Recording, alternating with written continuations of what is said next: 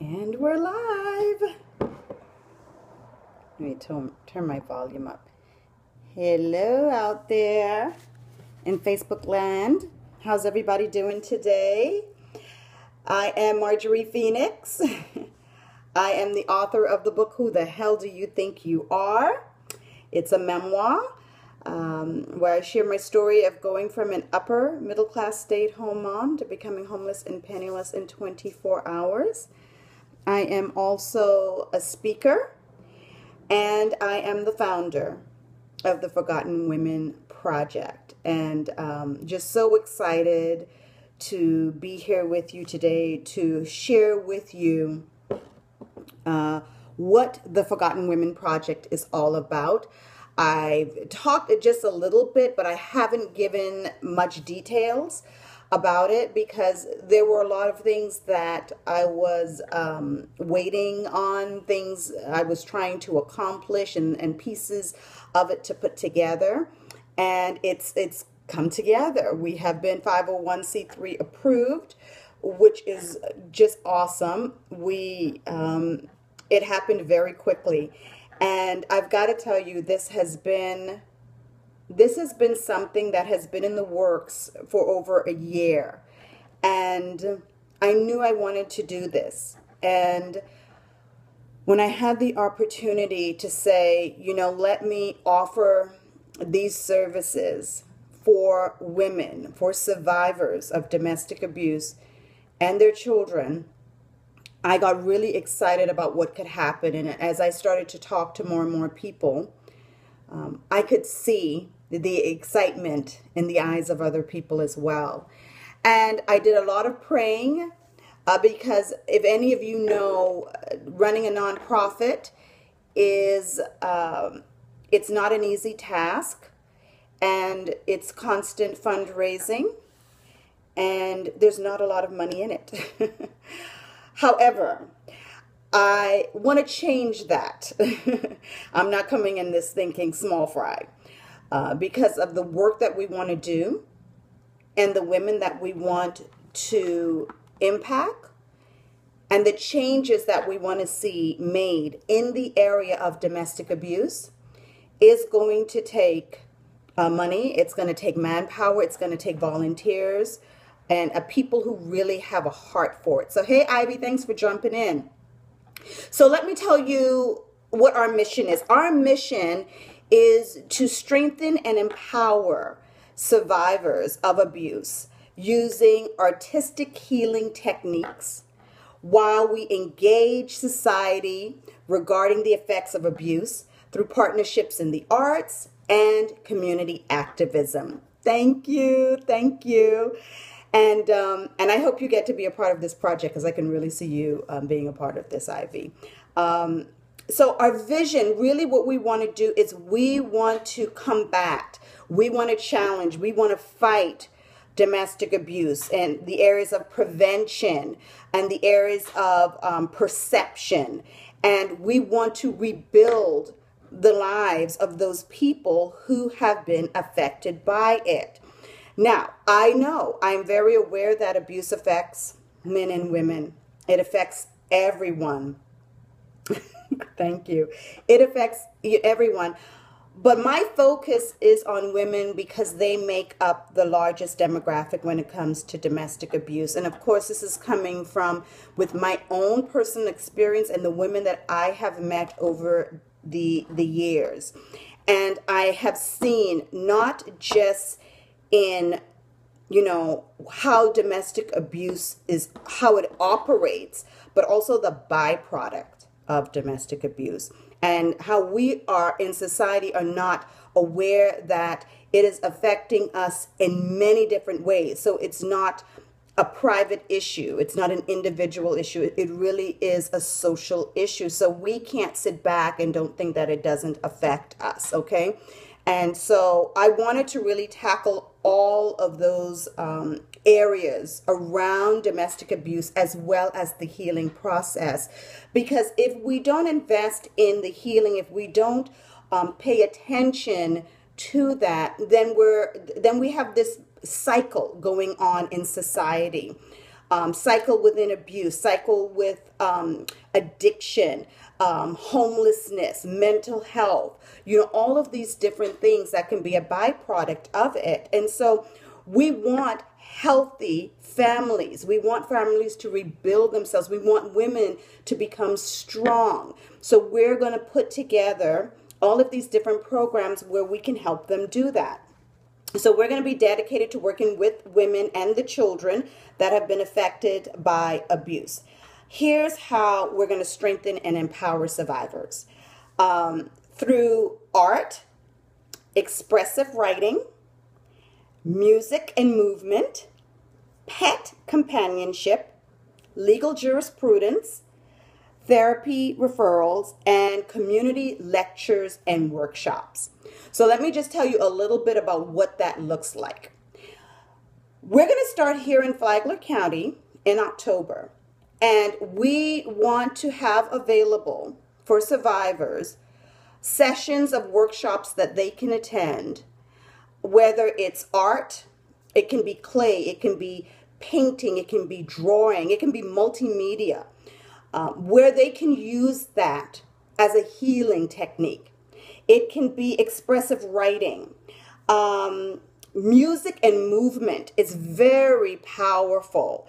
They're now doing a lot of research around music for healing, drumming, boxing, dancing. We're looking at all of these different modalities, and we want women to be able to identify what's going to be good for them. No, domestic abuse, we're doing sexual abuse, emotional abuse, verbal abuse, financial abuse, all abuse, okay?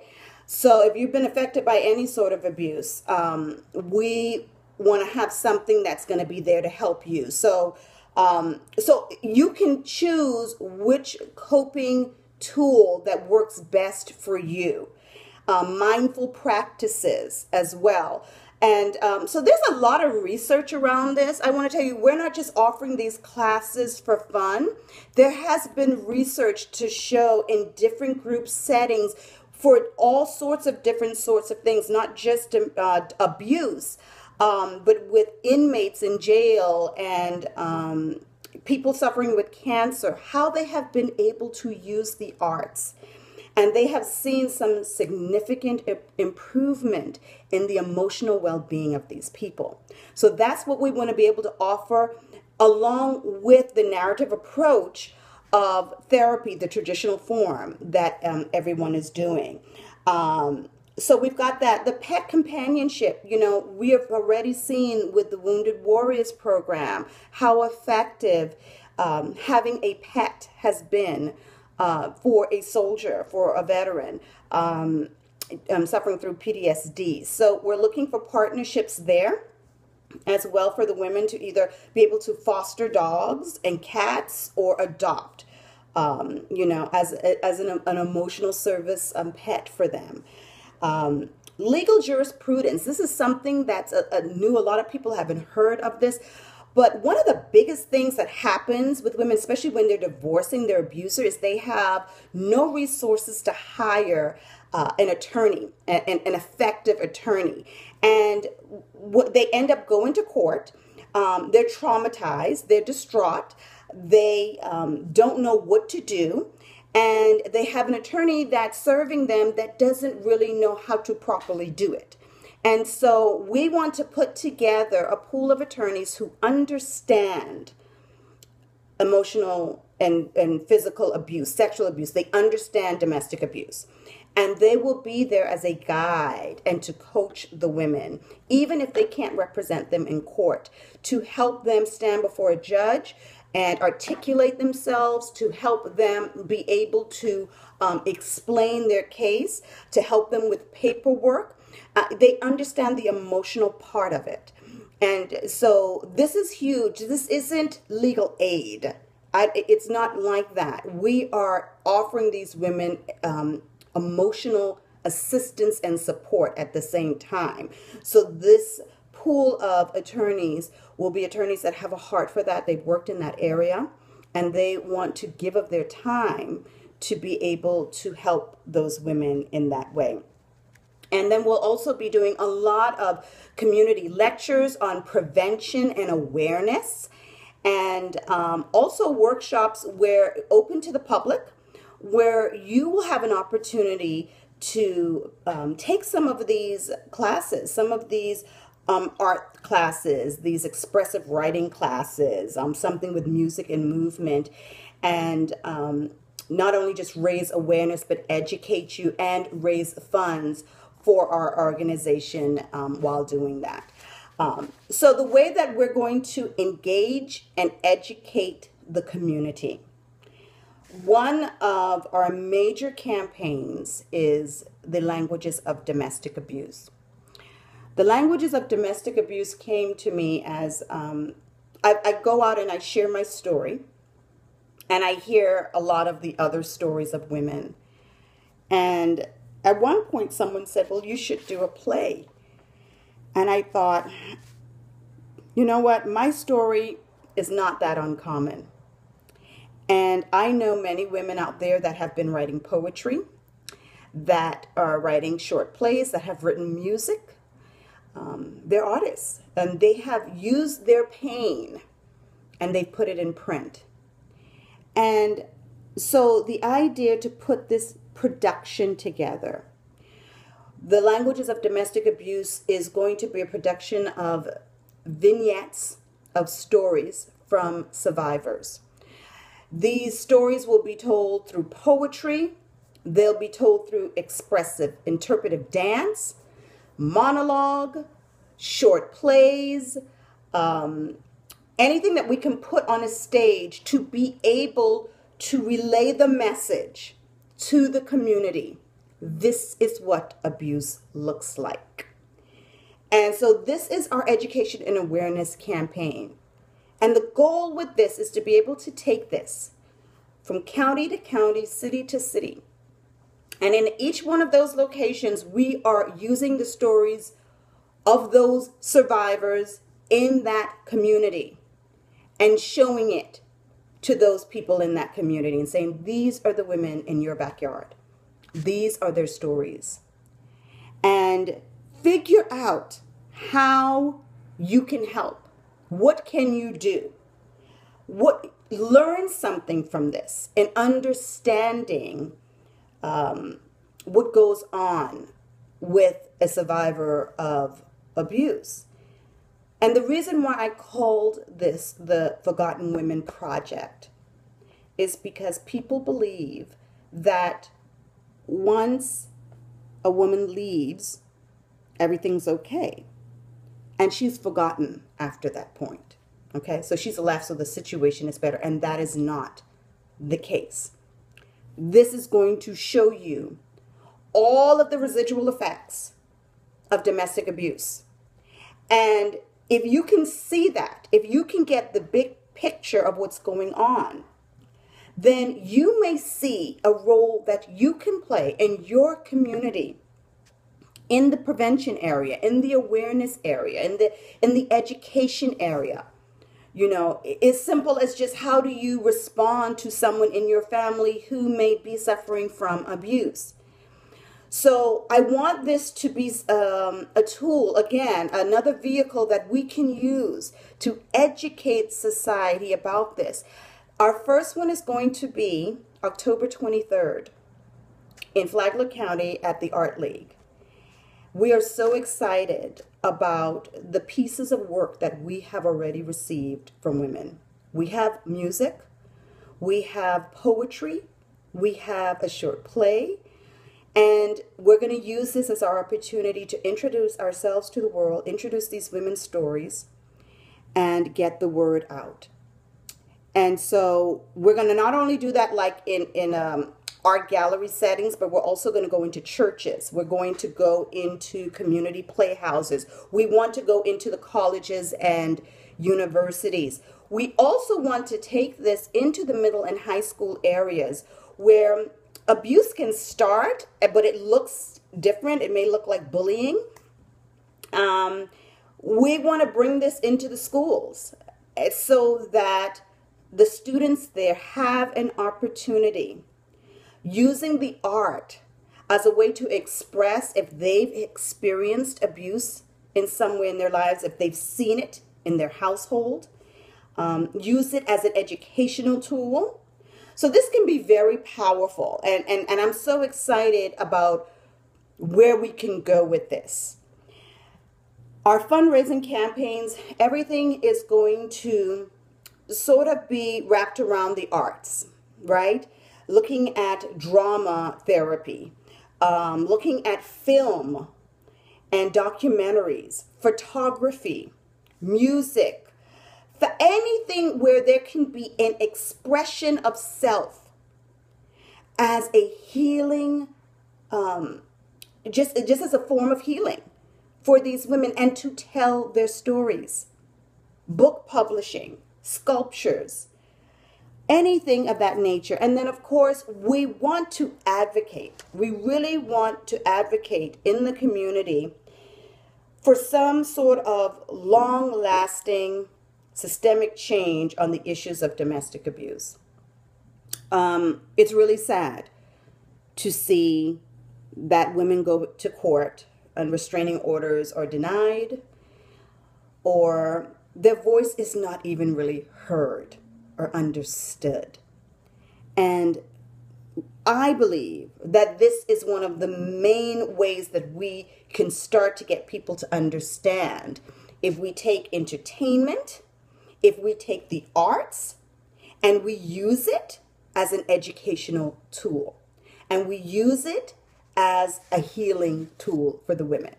So one of the things when I announced we were now 501c3 approved, people wanted to know, well, how can I help? What can I do to help? So there's a few things.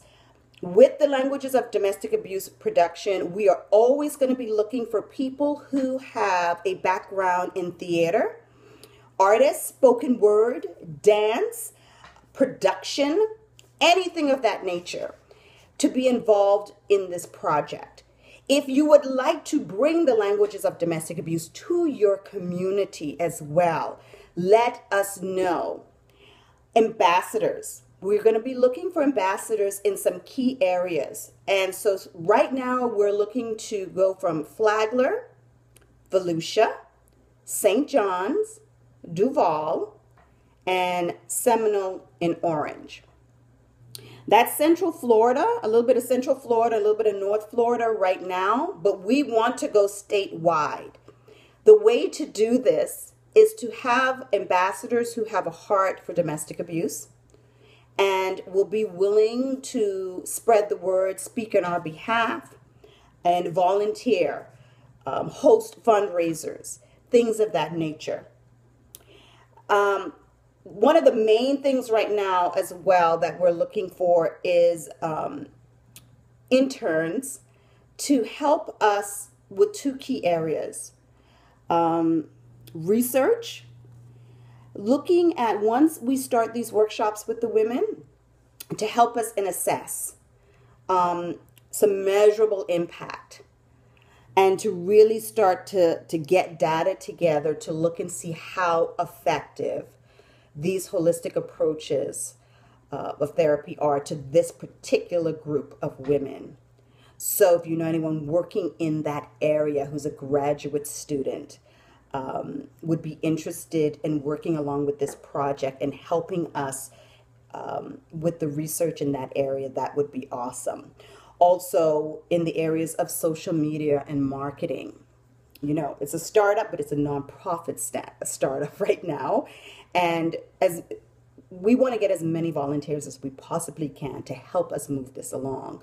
So anyone with a background in social media marketing, web development for our website, any background in nonprofit where you could see yourself partnering alongside us and you have a heart for this kind of work, we would love to be able to have you as part of our volunteer team. So that's where we are right now. I'm really excited about everything. And like I said, October will be the first main campaign It's a free event to come, see, experience. But of course, we're going to be looking for donations. We're going to be looking for volunteers. We're going to be looking for corporate sponsors because there's a lot of work to be done. So I want to thank you guys for jumping on, listening in. It's a little bit longer than I usually like to do my live recordings, but I really wanted to be able to lay it all out. And if you have any questions about this, please don't hesitate to reach out to me on Facebook and inbox me. And we can have a conversation about that. We are hoping to have our website up real soon, and be able to have all of that information up there. Okay. So anyway, thanks a lot, guys, and I will talk to you soon. Bye-bye.